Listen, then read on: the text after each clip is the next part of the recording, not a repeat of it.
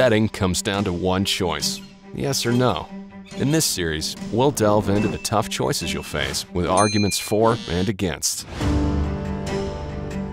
Number ones are number ones for a reason. They know how to win, and they're coached well to win in different situations, which is exactly what you need to get through to the finals. So when does it make sense to bet against them?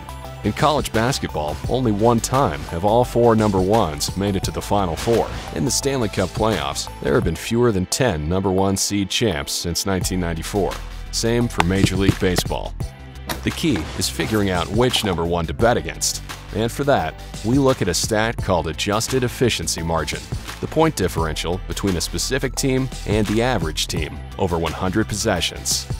What works about adjusted efficiency is that it's an apples-to-apples exercise. See a number one on a collision course with a team playing to a higher margin? That's where you'd want to pull the chute.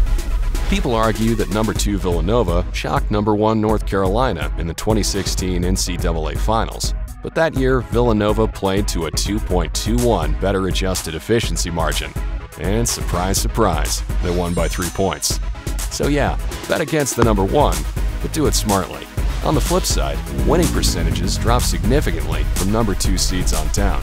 In the NCAA, a number two will beat a number 7 only 67.5% of the time, and a number 10 only 50% of the time. In the NHL, since 1999, number two seeds have lost in the first round almost 40% of the time.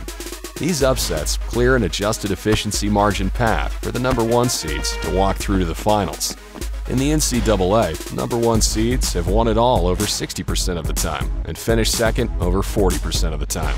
In the NBA, over 50 number one seeds have become champions since 1950. So if you're calling a few upsets, remember who they're benefiting in the long run.